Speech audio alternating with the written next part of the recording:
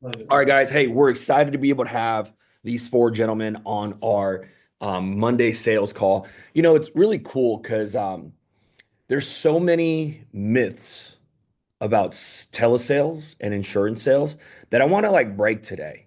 You know what I mean? A lot of the times they're limiting beliefs. And it's like what we think might be true until we actually hear it from other people. And then we go, oh, wait, I'm the only one that thinks that way. You know what I mean? So I'm excited to be able to have some of these conversations just so we set the table straight. Wyatt last month, 45,000 issue paid. Joseph Salcedo last month, 36,000 issue paid. Hanan, 26,000 issue paid. Jordan, 26,000 issue paid. Between the four of them, they did almost 150 grand in volume. Like, that's amazing, right? Like, if we went to other companies, they would be the top four producers in the entire company, not the agency. Does that make sense? Like, that's how special of it we have. And so I'm excited to be able to have you guys on with us. Thank you guys for taking time out your day to share this with our group. But, you know, some of you guys started out in the field, some of you guys started in telesales. Um, there is this myth that people go, telesales is easier. I digress because I've actually tried to do both. And I think dialing on the phone requires discipline that a lot of people don't have, right? Wyatt, you were one of those guys that made that transition. I want to say 4 or 5 months ago, we were talking about field sales transitioning into this. Now it's a well-oiled machine, right? What are some things that you can share with the guys on the call, like making that transition, telesales, like what's required of you in order to be the number one producer in our agency, to be able to be cruise qualified, to be able to get, awesome bonuses from Americal and corporate and all that stuff. So, feel free to take it, bro. I appreciate you. Thank you, man. I'm happy to be on the call. Belief is number one. I transitioned to telesales out of necessity. I moved from New Mexico back home to Arizona, Tucson specifically, and it just logistically was not possible to do in-home here. The city is not set up to drive efficiently, and I tried it for like 3 weeks and it sucked so bad. Like, just didn't work. And so like what choice do I have, right? Now I sell on the phone. So for me, it was a foregone conclusion. I had no questions of if it was going to work. It had to work. And I don't think we go into things with that sort of mindset enough. It's like Will told me from the beginning, dude, if you want to sell some insurance, give me every dollar that you have in your bank account. Give it to me right now. And I'll go buy some ramen and macaroni and give that to you to feed your family for the week. You'll go selling some insurance. All right. So it's this level of belief that we have to be successful in anything. And so that's what it started for me because I don't think really it's that different. I think the structure is the same. We have to hit the same points in our sale. We all say it a bit different, but you have your structure of a sales call. You hit them the same way you do in the home. Now, you can't communicate the same way you do in the home. You don't have the body language aspect. But the biggest challenge for me, Steve, was the mindset. And what I mean specifically is, dude, if you're running in-home appointments, every appointment is obviously different, and you have drive time between appointments. You can go into a house, it sucks, it's the worst appointment you've ever had. You get to get in your car, drive to a new environment. Your environment can get you back centered where you need to be. On the phones, you could have 10 presentations and get 10 no's, and it's like it's 11 o'clock in the morning. I suck at this so bad. I made the worst decision of my life. And you're still in the same seat, bro. Nothing has changed, right? And so it is so easy to get lost mentally and emotionally in phone sales. It goes the other way too. You can gain momentum and carry that into calls, right? Because phone sales is just the efficiency level is so high. You're cutting out so much unnecessary stuff that could go against you too. So I think it takes a certain level of maturity and discipline mentally and emotionally to excel at phone sales. I love that. It's fun. While you were saying that, is that so? I have seven things I want to cover before we open it up for the entire group because I'm obviously trying to help everybody on the call more than I am myself. One of the questions that I had a chance to speak with one of the top producers in the company, and he's helping my wife, and he said, "When's your business hours?" He goes, "We're self-employed. We're business owners." every business, if you go to like the local taco shop or the local small coffee shop, they have an hour of operation. What time do they open? What time do they close? Mm. When do you open? When do you close? And I was like, damn, that is so good. Because most of us wing it, right? Like we hop on Zoom at 8:42 because we can, right? We log off at 3:37 because we had a bad day. You open up a real traditional business, you can't do that. Does that make sense? And so I say that because I go, what are your business hours? What is your business hours? I know what your business hours are, but I want you to share them with the guys on this call. And Jordan, Hanan, Joseph, I'm going to ask you too. So think of the answer now. What's your business hours? And even I could get better at this, dude. 8 to 6:30 is what I would say roughly. Now I'm good at staying late. I rarely go home early, but I could get better at like being on Zoom at 8. Right, I'm in the office by 8, usually up working on the phones or doing what I need to do by 8:30. But dude, I think to be successful, you kind of have to work a minimum of 10 hours a day. right. I think it really takes 10 to 12. So that's Monday through Friday because you work Saturdays too. I work Saturdays too. Yeah, Have to, which Saturdays. is perfectly fine. Mm-hmm. Saturdays, I would say I'm like 9 to 3 is what Cool. it typically. See, but even that's a good challenge for me, right? Because like I would say it's kind of winging it. I work a lot and I'm committed. That's the one thing I have. I don't bullshit with this. Like I am here every day. And if we could just do that, a lot of our new agents would be leaps and bounds ahead of where they're at. Right. If you could just be committed to being here every day I love without it. question. Joseph, what about you? What are your business hours? Um, Anywhere from 8, it's always 8 up to around 6 to 7. Okay. Try to get in the office around 7:30, 7:45. Right. Stay here until I can. Okay. Um, and what I mean by that is, I gotta go home, watch my son while my girl goes to do her thing. But besides that, it's usually around that time period of time. Right. What about you, Hanan? What are your hours of operation? It used to be like 8 to 5, 9 to 5. Pretty basic. I wouldn't work that much. But then James started coming to office, so we've been going 8 to 8. Love it. What about you? Saturdays, half day, like 10 to 2. 10 to 10, 2. Okay. 10 to 3. Nothing Okay. too crazy. What about you, Jordan? Yeah, 8 to 2, Monday to Friday, and 4 to 8. I take that midday to kind of reset, reboot, recalibrate, go get a workout in. I used to hit it early in the morning, but I'm like, you know what? That nice break right there, get that pump flow, get some good food, get some sunshine, and get a good read in, come back in for the evening time because let's be honest, evening time, a lot of people, they want to chill, they want to Netflix, they want to go and relax, and that's okay. But depending on the time zones you're working, I'm working Central and West, the evening time is prime. And then Saturdays, half day always. Sometimes you can go full day. All depends, right? If you got family events, there's a reason why we do this. We want to be able to enjoy those events, right? But Saturday typically 10 to 2 or 10 to 3, and then Sundays day off with the Lord. Sometimes I'll make an exception here for certain appointments and whatnot, but that's pretty standard. Right. So for the 50 of us on the call, if you don't have business hours established, that's like homework number one. Establish those. And by the way, they're your business hours. Like, let's say I'm talking to a single mom with like 2 jobs, got to raise her kids. Your business hours aren't going to be Wyatt's. And I'm not telling you that you have to be. But when you're open for business, you need to be open for business. Meaning, like, if you have it in your schedule that you dial from 4:30 to 6:30, then you dial from 4:30 to 6:30.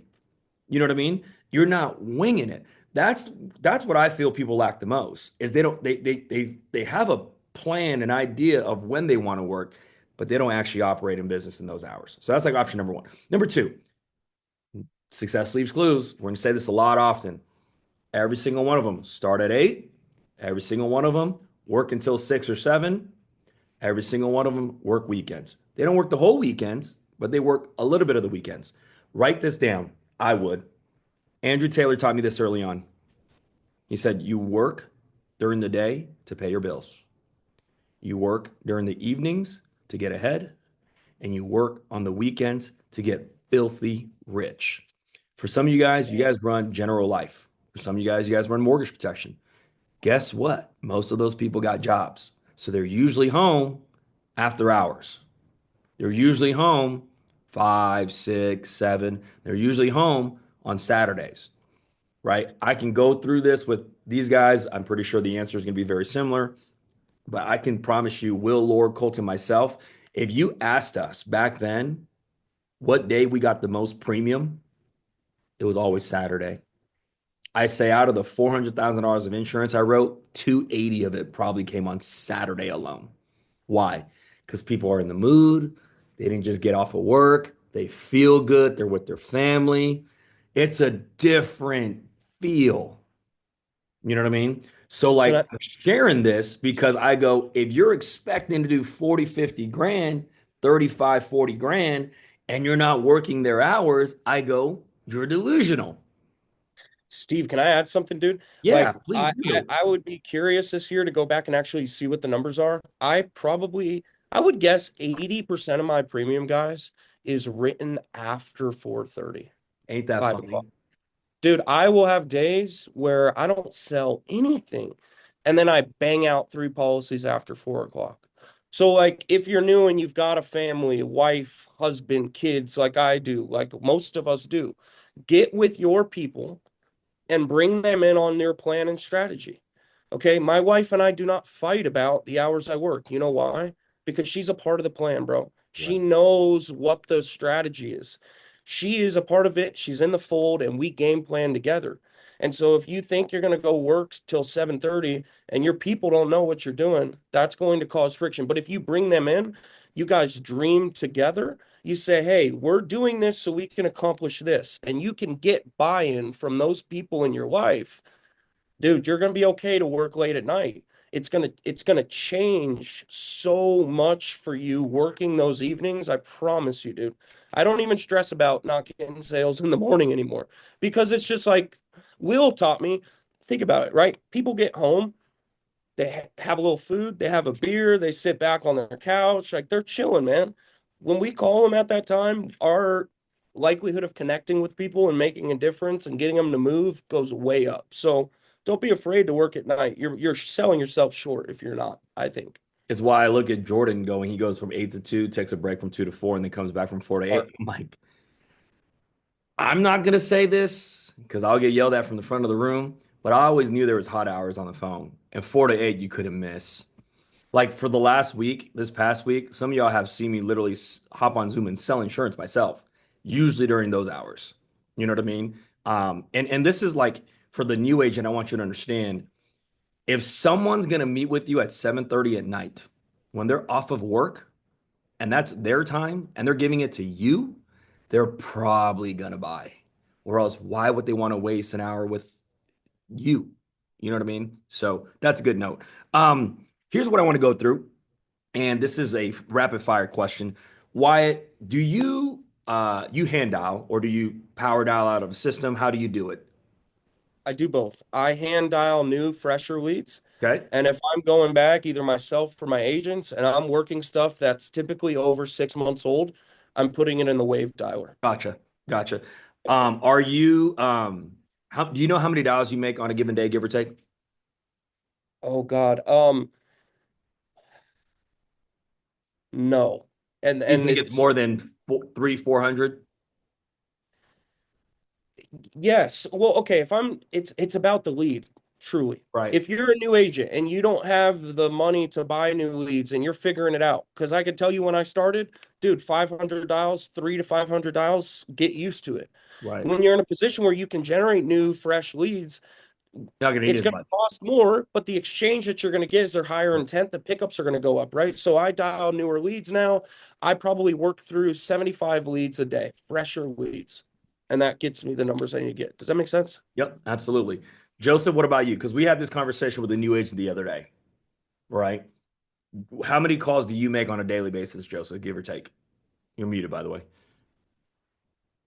Um, it ranges again depending on the lead. A lot of my older leads, the pickup rates aren't really there as much, so you got to keep dialing them. But the newer leads, anywhere usually around from 4 to below 600 a day. Okay. Hanan, Probably about 300 to 400. cool. 300 to 400. Me and my dollar combined do about like 6,000 a week. 6,000 a week. Okay. What about you, Jordan? Yeah, right in alignment with what they're saying there. I mean, it's you know, it depends on the lead, right? You got my dialer just rapid dialing, and then the ones that are more fresh, like Wyatt said, more I'm hitting those ones, and then but yeah, 3 to 500, all depending which Cool. type of lead. You know. New agent, take this note down. Minimum 3. Yeah. Minimum 3 as a brand new agent. So if you're making 122 calls and you go, man, I don't have the result that these guys do. I go, you're delusional. Does that make sense? Because the skill, the callus has to be built. The reps need to be done. You got to learn how to get the objection and overcome it. There's no other way to learn than by doing it. You know what I mean? Like we used to try to handicap people and shortcut them and try to prevent them from getting those calluses, but there's no other way to learn them than by doing them. You know what I mean? And so, like, that's why I want to share with you guys these tips. Like, this is what Andrew Taylor taught me 7 years ago that still ring true today. He said, Steve, it's not 300 or 5, it's 305. It's 300 calls and 5 presentations. Meaning, if you made 300 calls and you haven't presented 5 times, keep going. He goes, if you present it 5 times and it's only 200 calls in for the day, stack up, get more. This is how you get ahead. And see, so many people hit one of those numbers and they stop. See, a lot of people can't get ahead because they play this game. They let their minimums become their maximums. And so when we go 305, they go, I made 300 calls today. And then I go, how many presentations you make? 2. I'm done because you said 300. I go, you can't get ahead that way. I have 5 presentations, Steve, before noon. How many calls did you make? 175. Cool. Evening stocks way available. You still got another $125 in you. Why? Because you can get ahead. That might be a 4K day that turns into a 6, 7, 8K day. And then what's going to happen is we know this. You're new. You don't know this yet. What happens is next week, you're going to have a bad day. And when you have that bad day, you're going to be so glad that you continued last week pressing on when you didn't have to. That's how you get out of the emotional roller coaster of running insurance. Because like when the highs are highs, everybody, am I right? They're good, man. 8K days, 10K days, 12K days. And then you go through an entire day of not selling anything for 2 to 3 days. You're like, I suck at this. Did I make the correct decision? But the way you get out of that is we consistently rip at 305.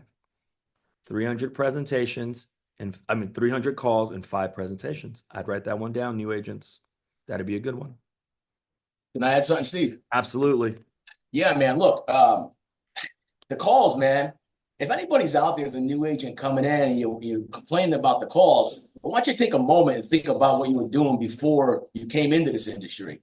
What was it like to maybe, get out there and deal with the emotions of wild kids, or what it was like out there to do that manual labor, or what's the reason why you shifted gears, you're looking for more? Because you got people let's be honest here, people coming in, and if you're complaining about picking up the phone and dialing, and you're smiling and whiling a little bit, I mean, like, listen, I just went through a ridiculous move. I got a broken hand, okay?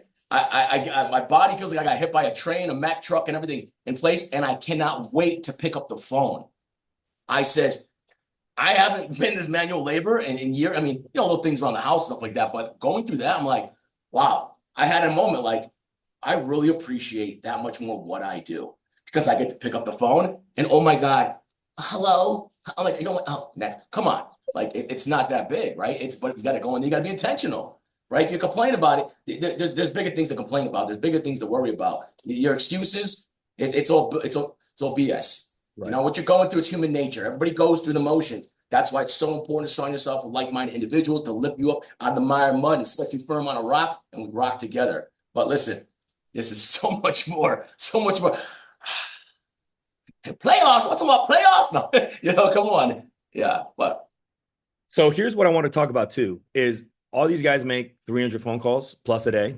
They do it either in a power dialer, like Wyatt said, he uses a mixture of manual dialing and using wave. You know, Anon and Joseph, y'all use Ringy. Jordan, you guys use whatever. Write this down. It don't matter. You just need a dial. It don't matter. Hanan, you were going to say something? No, I was just doubling down on what you said. I said it really doesn't matter. Do Dude, both. One. I don't need you to go, I need this system over this one, and this one is better. Dude, I just need you to dial. I just need, like, because this is my next question, which I'm gonna know the answer to. Why, what kind of leads you use? Any lead, bro. I mean, what's worked for me is final expense leads, Self-gen, spot final expense. leads, but self-gen. Mm-hmm. Yeah. Hanan, what do you use? Yeah.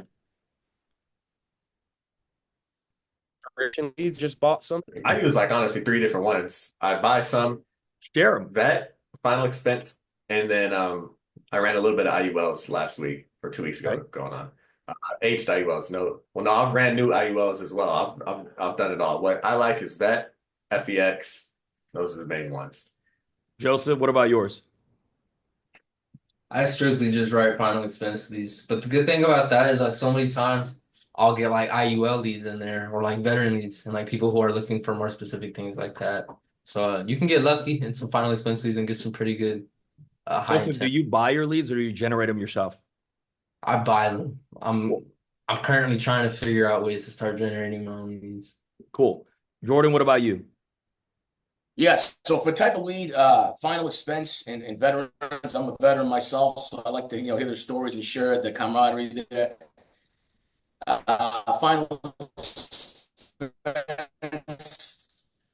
mean, there are all abundance of them, right? Someone's always dying, right? With the IULs, when I go out to dinner, when I go out for a drink, when I go out to congregate with individuals, I'm creating my own IUL leads. I'm planting those seeds, and getting people excited about to understand exactly what it is. And that is my lead source. And then that turns into multiple referrals.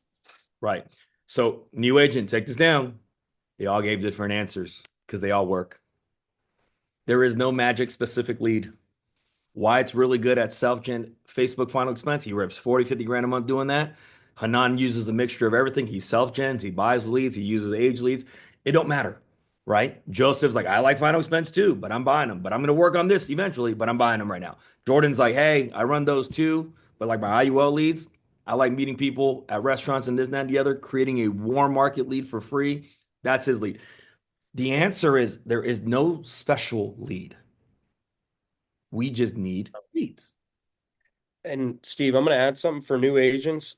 Guys, when you start hearing either from the company as a whole or your smaller circle, this lead that is blowing up. That FOMO that kicks in, like let that shit go, man.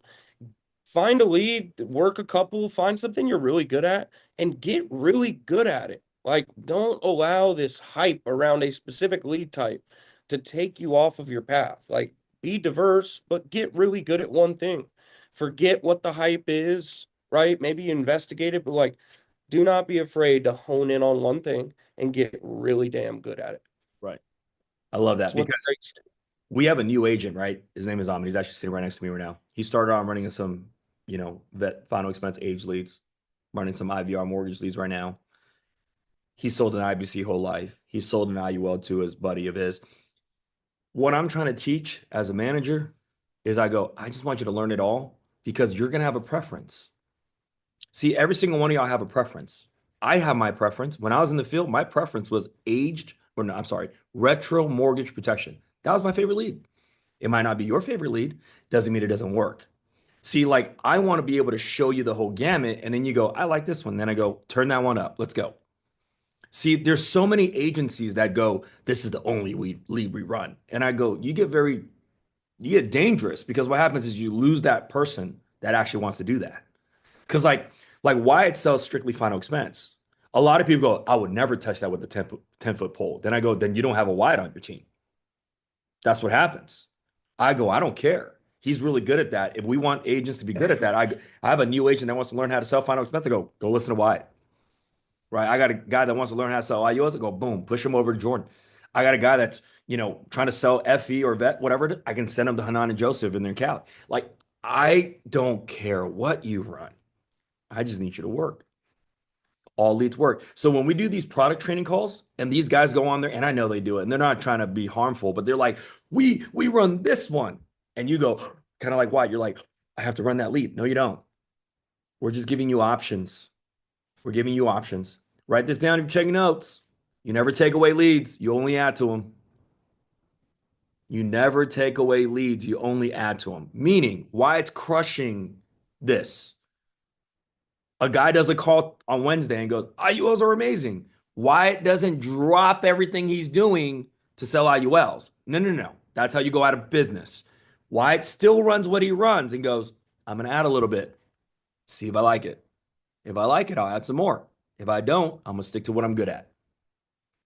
Does that make sense? Like, that's how you scale in this business. When I was in the field, I had 12 lead vendors every week. People are like, why? I'm like, because if one of them decided to go out of business, I was still in business. If all my leads were with one person and that guy had a bad week of mailing or Facebook changed the algorithm or something crazy happened, Joseph, guess what? I was out of business too because I solely relied on that person. This is why Hanan's like, I run multitude of things. I love it because he doesn't let one lead vendor hold him and control him. Does that make sense? Does that kind of help? Cool. All right. Next thing, Zoom dials. Success leaves clues. 9 out of our top 15 agents last month dial on our live dials every single day.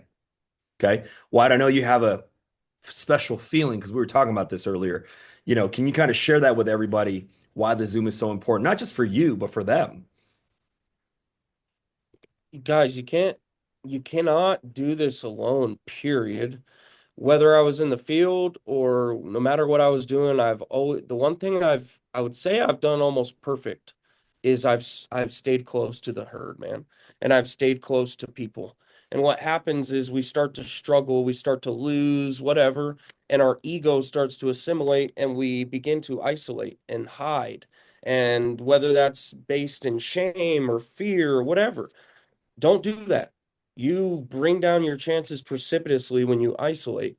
And so, being on this Zoom, when Will and I started taking Zoom very seriously because we were virtual in October, my numbers have never looked back. And I think it's the accountability, the camaraderie, the training. Even myself, I'm far from perfect, man. I can get on a Zoom and get pointers and tips from people. I could see Jordan present, Hanan, Joseph, and even Steve now and pull stuff from their presentation I wasn't doing. And so if you really want to get good at this, man, you got to be okay getting uncomfortable and sucking in front of other people and just letting it rip. You'll be amazed. Like, dude, if I'm on a cold streak, literally the antidote, it seems like every time, is getting on Zoom and unmuting. There's something about people watching me where my presentation tightens up. Yep. Like every time. And I don't even really notice I'm doing it. I just know people are watching me and I'm accountable to that. I'm like in service to the people on Zoom. I got to do a good job. And so if you're in a rut or you're new, dude, the quickest way to get out of it and grow is to unmute in front of us, man. It is all love. Nobody's laughing at you. You're probably not even as bad as you think you are. You ain't that special. Like, just unmute. It'll change your business and your presentation. I swear to God, there's something magical about it. I love it. Joseph, what about you, man? What are your thoughts on Zoom? You and Hanan. Being on the Zoom call, again, pinpointing on what Wyatt said, I feel it's really important as well because not only do you get to hear how other people sell, you get to incorporate that into your script as well, so you can pick up on little things. Not only that, again, if other people are able to hear what you're saying, they can give you advice on what works, what doesn't work, what you messed up on. Don't say that. Instead, say this, and then just really piggyback on the conversation and make sure that you're actually saying what you should be. Yep, 100%. I think it works two ways. For a new agent, it's super important because your script probably sounds garbage. So you need to unmute and we need to figure out where to improve on it. Okay. New agents, you suck, right? So we need to figure that out. And the fastest way to do that is to unmute so we could fix we need to fix things, right? It's not a bad thing, but we got to fix some things. And then for agents that already know how to sell, it's important to hop on because sometimes we start to skip things, right? We try doing shortcuts. We do this and this. That's why I try to mute on every call because it keeps you self-accountable, like what I was saying. So you know, okay, I need to make sure I do this, this, and this. One, because I don't want to embarrass myself and get a no sell, right? And then two, because if you unmute, then people could tell you, hey, okay, you did this, this, this, fix it. And then if Steven's on here selling, then there's no excuse for us not to be up on here selling every day till 8 o'clock, right? Steven's up in there till like 8 on Thursday or Friday. So we all got to be up in there. The funniest part is, you know, I'm selling on Zoom with, Joseph listening, James is listening, some of you guys in the office, Carlos is listening. And I felt it. I was like, they're watching. So guess what? If this client gives me anything, am I going to push because that's the correct thing to do? Or am I going to bow out and be a coward? Right. And so naturally, my presentation gets better because y'all are watching. It's an accountability thing. Now, I know I'm supposed to say those things, but whether I want to say it or not is based on my feelings that day. If I'm hurt from the previous call because the guy hung up on me, or if someone told me to F off, I might not be as strong in my script that day. But if I'm unmuted for everybody, there's a different story. I know we were working with an agent in your office, not going to name names, but I love that he was transparent with us on it because we were like, hey, how many calls did you make? And he was like, bro, I crushed it yesterday, bro. He's laughing. He was like, I crushed it yesterday. I made like 218 calls. And we were like, you think that's a lot? Yeah. And then we were like, Joseph, how many calls did you make yesterday? He was like, 562. And he was like, we're like, yeah. And he goes, but I'm getting a lot of presentations. We're like, you are? He goes, yeah. I presented like 5 times. How many did you sell? 0. We're like, Anand said it. He was like, your presentation, we got to look at it. See, when you are able to share that information with your managers, then we can fix. We can't fix what we don't know. You know what I mean? And so, like, if Wyatt's listening to a brand new agent, he can go, hey, the way you said that, it made me feel this way. I can only imagine what your clients are feeling. Like when Janelle's selling, I got to walk out of the room because she says some things and I'm like, I don't know how I feel about that, but absolutely, babe, go do you. But like after the call, I'm like, hey, like let's listen to that. And then when we listen to it, I'm like, did that make you feel? I felt funny when you said that. And she was like, okay, how can I reword that? And now I'm giving feedback. That's our job on this Zoom is to share and help with everything that we do. Jordan's done a phenomenal job of it. Matter of fact, sometimes Jordan's like, yo, three-way me. I'll be your senior underwriter. I'll call and close them for you. You know what I mean? But that's the power of our Zoom. And if you don't participate in that, this is why I always tell people we get the 911 calls. We do when it's too late. Yeah. And just know, I'm just going to say it, man. If you are not dialing on Zoom in front of people, that is a you problem. And it is a lack of humility problem. It's a fear issue. It is what it is, but it's a you problem. And just know that, like, take accountability for that. Have whatever reasons you can say that Zoom is distracting, the whatever, man. I'm always a fan of it either. Like I've had my qualms, but just know if we're not willing to dial in on front of the Zoom, it is a you problem. And I battle with it sometimes too, man. We all do. But like, how bad do you really want this? Because you can't tell me you want to be a $50,000 producer and this, that, and third, but you're not willing to do it. Just know it is a humility issue and a you issue. It's nobody else's fault. It ain't the leads. It's not the clients. Right. That's it. The other thing is like we need to take advice from the correct person. Mm. A lot of people are quick to give advice because they want to help and they come from a good place. And this is a really, really direct answer, but I go, how much did you sell last month or how much do you sell? And if it's not the number I want to hear, then I go, thank you, but no, thank you. Does that make sense? Like that is not, I'm not trying to be a jerk, but like you can't teach me how to sell if you don't sell. But like like we post leaderboards for a reason in our Telegram group. So you guys know who you can ask questions to. We don't randomly pick out of a hat and go, these guys are who we're going to put on a call today. No, it's strictly based on performance. Meaning, if Hanan has been here for 3.5 years and Joseph sells more than him, Joseph, you're training our agents, bro, because you're doing it. Same thing with Wyatt. We're strictly based on performance. There's no seniority here. But Steve, I've been here for 6 years and you still don't sell any insurance.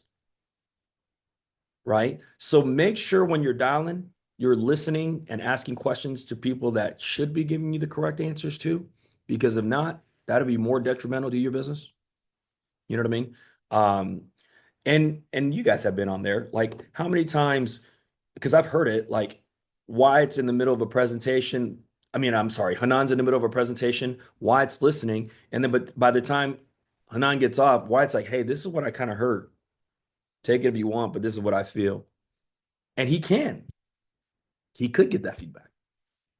You know what I mean? The power of immediate feedback. It's not just feedback, immediate feedback for you to change right there. There's so many times, because I know Daniel Samano's on here and he's ripping it too. Daniel, he unmutes every time. And I'm like, hey, Daniel, ask this question. Throw this at them. This is what this means. And he's literally like repeating it back on to the client because he's reading the chat. That's another skill thing. Being able to go, the guys in our group are trying to help me. So like pay attention to them. You know what I mean? So moving on, okay, Jordan, before we do Q&A, anything you can give to the new agents on how to actually scale their production in our business? Sorry, the last part was breaking up. I don't know if that was How on to my side. scale their production in our business. Show up to blow it, man. Be intentional, right? I mean, think about it like this, right? On that topic you're talking about going on Zoom, put this into perspective. How many people will pay money to go hear all these other entertainers present? And you're just hearing them. This one doesn't cost you anything, no monetary value. All it does is cost you a little bit of time, which is free for everybody. You get to choose how to allocate that and come in here and get this free presentation from top players, your Beyoncé's. I mean, you got your whatever you want, your whatever. You know, you got Wembanya, Drake and all the, you know what I'm saying? But it's like, but here's the difference. People aren't on stage or just singing one way. Here, when the track cuts, all right, guys, what'd you guys learn? Let's get some feedback. Okay, what would you do differently? Okay, reboot, refresh, recalibrate. Let's go through it. So how do you advance these things? You really get really extremely firm on your goals and you don't deviate. You get driven and determined on that and you go out there and get it done. And if you're around individuals that aren't doing it, I mean, look, you hear it all the time. Hang around, 9 bums, you become a 10. Hang around 9 successful people, you become a 10. It sounds repetitive, it sounds redundant, but it's the truth, right? We've come together and we've watched all of our games elevate. So if you're not showing up, you're not blowing up. You're showing up to, and look, if you guys need help, a lot of times you come on Zoom. If anyone needs help in understanding how to share both sides of the call, reach out. Don't let that be an excuse to say, I just didn't know how. I didn't want to do it. Get out there because the word tracks is freaking huge. Huge. We all learn from each other. You guys know what word tracks is? When you're on a live call, your chat should be open all the time. Someone's throwing something in like, oh, that's good. That's great. I mean, in this alone, I've gained so much from everybody. So, really to answer your visit, it's you versus you. It's not about what other agency you came from. It's not about the leads. It's not about the script. It's about you showing up daily and working on your craft and being around the right ones that are going to help you. I love it. Joseph, what about you? What is a tip you can give to the new agent to be able to scale the production as much as you scaled it in the last 2 months? It all comes down to, like I said the last time call, just how much you want it. If you really want something this bad enough, you're gonna do whatever you can to actually get to that point. Whether it be listening to the actual people who are doing it and attending the Zoom calls and taking their advice and actually utilizing it, or just making sure that you're actually putting in that work to get to that point. Whether it be buying more leads, actually working the leads correctly, using all the knowledge that you gain from these Zoom calls to actually utilize those leads correctly and sell them right. And just pretty much putting all your effort and knowledge into it as far as the sales part goes. I love it. Anon? Can I use you as an example? Yeah, sure. Okay. So for me, I think like if you could sell 5 to 10,000, I don't know where I've heard this. I feel like they used to say this back in the day. Correct me if I'm wrong, Steven. If you could sell 5 to 10, you could sell like 20 to 40, Oh right? yeah. Because by that time you already know the basics. So then at that point you are choosing not to, right? And Hmm. Joseph, as an example, was selling like right around 10 to 15. And then one day he just chose to buy more leads and started working more, right? And that was just a mindset switch. And maybe it came down to the fact where you were saying, how bad did you want it, Right. right? How bad and how uncomfortable are you only doing 5 to 10? Because that decision it's really an easy switch too. It's just go ahead. I No, know you because want to say here's a question for you though. something. Hmm. I know where you both are going, Yep. and I believe your answer. But here's the problem that I see with new agents. Okay. They're like, but I do want it, but I am invested. Okay. But we know they're not by Yep. their activity because we can see it. How do you communicate that with them? Because here's the thing, when Joseph made that switch, right? When Yep. Joseph made that switch, besides a decision, like it's not like, I mean, sometimes it is like a life-threatening situation that you go, oh crap, can't do it, right? But Yep. very seldom is it that. It's like little compounded decisions over time that you eventually get fed up. Yep. So, like, when was it, Joseph, that you go, yeah, 5 to 10 ain't enough anymore? Like, what changed? Because you Back when couldn't it's tell me you all didn't want it back then because you didn't want to be homeless. You just don't right. want it as much as you want it now, probably, right? But you know what I'm going like that's the thing is if we were to go out there in the street right now and go, raise your hand if you work hard, everybody's gonna raise their hand. Raise your hand if you want to be a millionaire. Everybody's gonna raise their hand. How many actually do it? Probably less than 2 to 3%. They all want it. They all think they're working hard. We all know that's BS because everybody interviews well.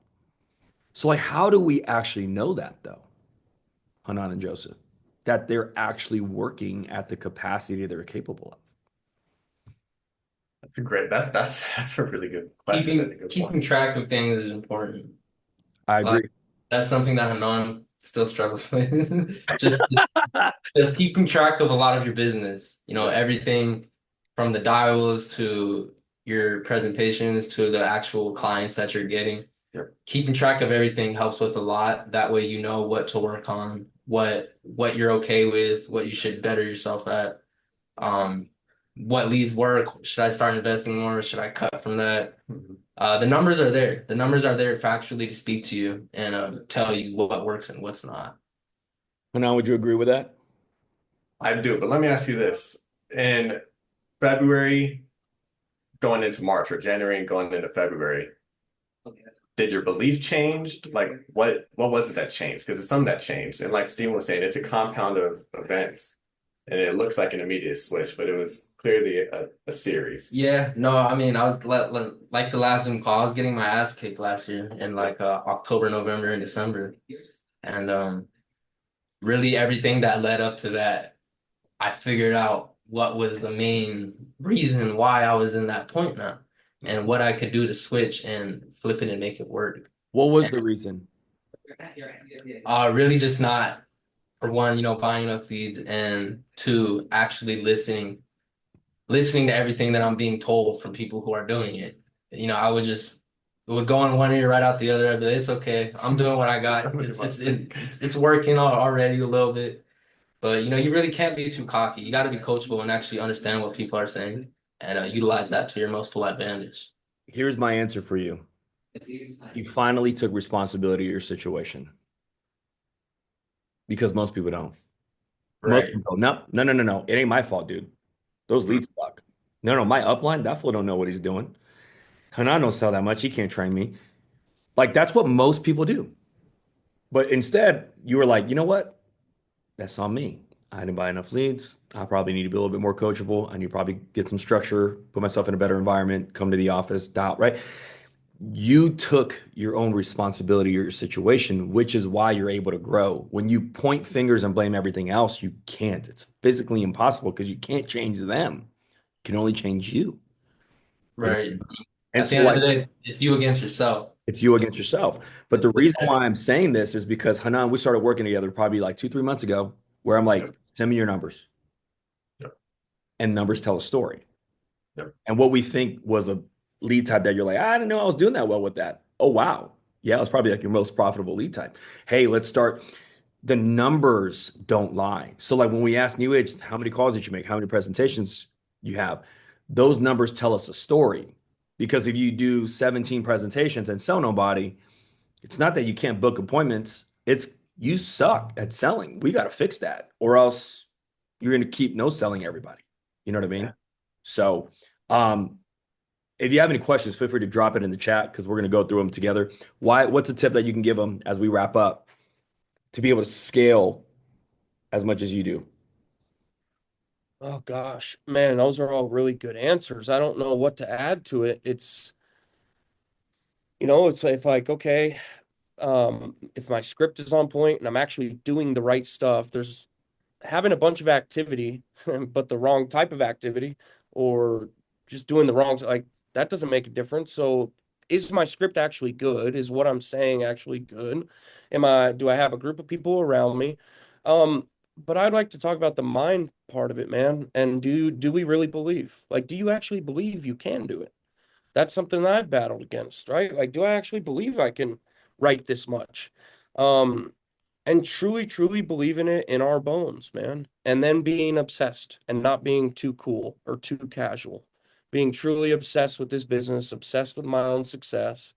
Um, there's a lot of things, man, but there's no point in talking of any of it if you can't at least show up every day and be consistent. For a new agent, I'd start there. Can you show up every damn day when you say you're gonna and put yourself out there at least a little bit to be coached? Why don't we start there for new people, right? And then you can add all this other stuff. But I see a lot of new agents not even willing to do that.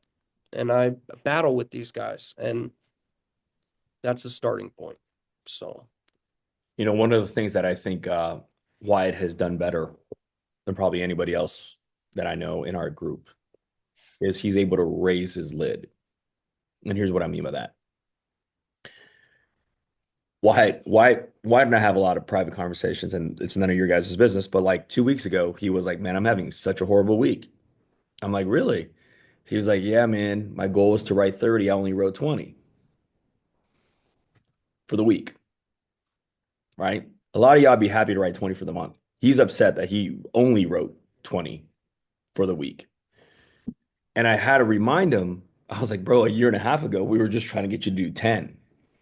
Now your bar is at 20 and you're pissed. And I'm pissed for you because now you're trying to raise the bar to 30. See, what happens too is why it's talking about belief. In the beginning, like you start seeing all these numbers. You see these numbers in our Telegram group. You see these numbers on social media posts. You see these numbers on leaderboards. And you're like, them shits are fake. There is no way that's real. Because you don't believe that you can do it. How can somebody else actually even do it? That's what happens. And then what happens is you get your first belief check. You make your mm, first call, you make your first sale, and then you're like, oh my gosh, this is actually somewhat real. We actually get compensated for the work we do. And then you start having small wins. Wait a second, I wrote 2 policies. They paid me twice this week for like 3 grand. Okay, I can see how Wyatt makes 15 grand a week, 20 grand a week. And then you start raising your lid to the point where your new lows were way higher than your old highs. Wyatt's done that better than anybody else. And the coolest part was we were able to establish that bar for him because it's his bar. It's not my bar. I'm not putting it on him. And I was like, isn't it crazy that you're like 20 is your new number a week? And I'm like, so let's say you do 80 and fall short. Like 80 is your bar, and then you fall short and do 72. Damn, such a horrible month. Like, think about how crazy that is. And see, like, this is the problem that I see with people is like, it's that whole like Michelangelo quote. It's like many of us aren't faulted by the fact that like we set bars that are really, really high, set goals that are really, really high, and we miss them. It's that we set such low of a goal and we actually hit that one. You know what I mean? Like he's trying to rip 30 in a week and he missed and did 20, while some of you are like, I just need to do 2,000. and he actually hit it. That's where we got to grow. That's the belief that Wyatt's talking about that we got to raise. Does that kind of make sense? So, love you guys, man. We have a few questions we're going to hit. Yvette asked, how much are you guys spending every month on leads? Wyatt? Between 5 and 6 right now. Okay. Joseph? Roughly like 4,200, 4,500. Okay. Hanan? I'm between 6 and 8. 6 and 8. Jordan? About 3. 3. Okay. Yeah. So, like, Yvette, that kind of gives you an answer. I would say the bar to start, this is a good starting point, is 1,000 a week and then 1,500 a week. And if you can get to 2 a week, this business is easy at that point. Because what happens is at 2,000 a week, like you can literally just sell laydowns and go Hall of Fame. That's what happens because you're not chasing anybody. You know what I mean? Here's a question.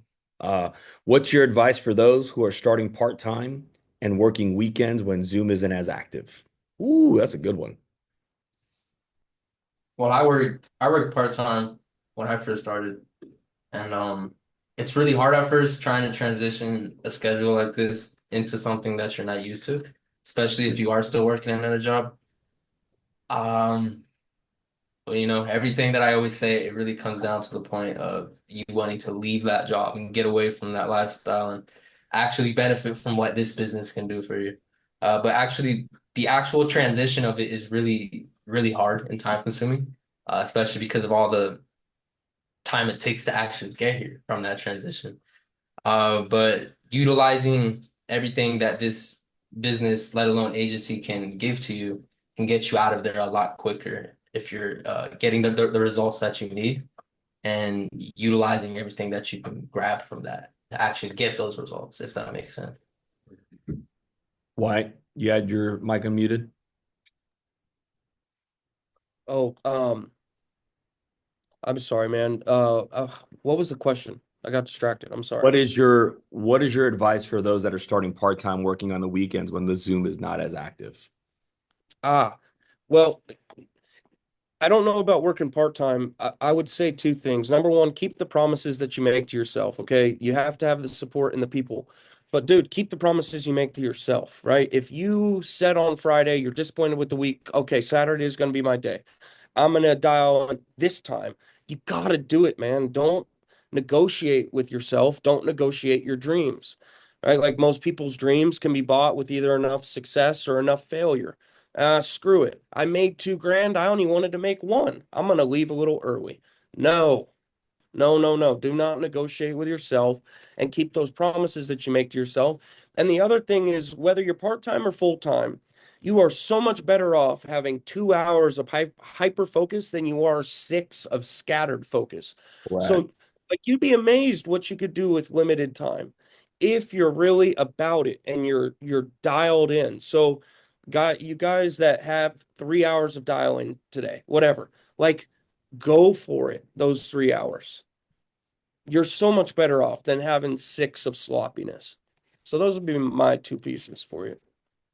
You're basically talking about compressing time frames, right? Because what happens is I'm not necessarily looking at what you're doing in 3 hours or 6 hours. I'm looking at the amount of calls you make in those 3 hours. If someone dials for 3 hours and makes 200 calls, while someone dials for 6 hours only makes 150, you're not working 6 hours, bro. Right? We're looking at the activity within the hours you're working. And this is where I would go one step further. See, like Joseph and Wyatt answered the question as the agent. This is my answer. If you recruit an agent to your agency and they need to work on the weekend and you're not there, shame on you. Because you are setting up that person to fail. Why would you bring on that agent and promise them that they can possibly do this when you can't possibly be there to assist them in it? See, that's the conversation a lot of people don't want to have. Because their goal is just to be able to grab them in, throw them against the wall, and see if they stick. But when I've said this time and time again, the moment you build a team and you make the decision to recruit agents to build a team, you give up the right to be average. You have to perform for these people, or else don't bring them in. And it's okay. Just but don't hurt people. You hurt people when they have to hop on Zoom and you're their manager and you're not even on there because you got other things going on. If the schedule doesn't fit, give it to another agent, pass them along to another person in the company because at least that person has a shot. That's my answer. So I appreciate you guys hopping on. Jordan.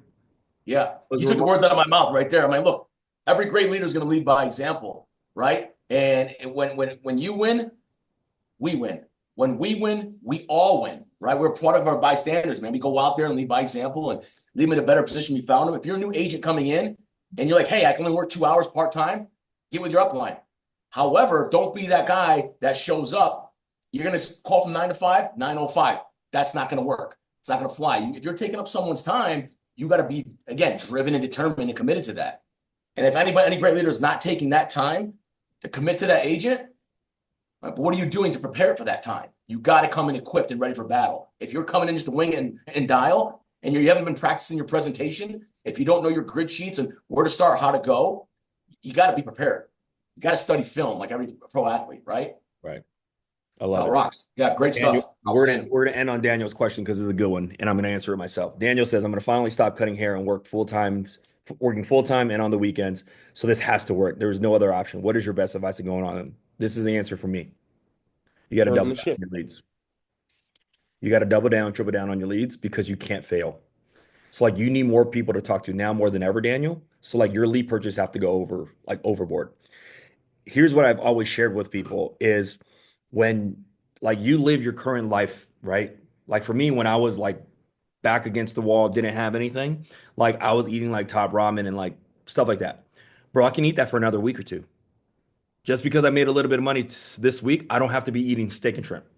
Does that make sense? So like you're gonna make some money and just eat like you used to eat for another week or two because that money needs to be put back in the business just so you can scale. And once you can keep that momentum for another 3, 4, 5 weeks in a row, all right, bro, you don't eat like that anymore. You know what I mean? But like so many of us spend our quick success that we can't reinvest back into our business. And because we can't, we continuously live in this threshold that we can't break through 30, 40, 50 grand a month. See, like every single one of you guys on this call, when you guys actually write 20 for the first time, you get a call from me. And the first question I always ask is, how easy was it? Because when you look back on it, it actually really is. But when you're going through it, it's the hardest thing in the world. And so, Daniel, my answer, double down, triple down. So you have to make it. And then what happens is when you do make it, you'll look back and go, that was easy. That's the way it should be. Cool. I appreciate you guys. This upcoming Wednesday, we have Riyad Masali coming on, sharing how he scaled his side of the IUL business. Be a good idea. Might be a different avenue for you. Some of you guys might like it. Some of you guys might not. Doesn't matter. But that's our training call. So appreciate you guys. Jordan, Hanan, Joseph, Wyatt. Appreciate you guys. Thank you guys for staying on and sharing this with all of us. And as always, we will see you at the top.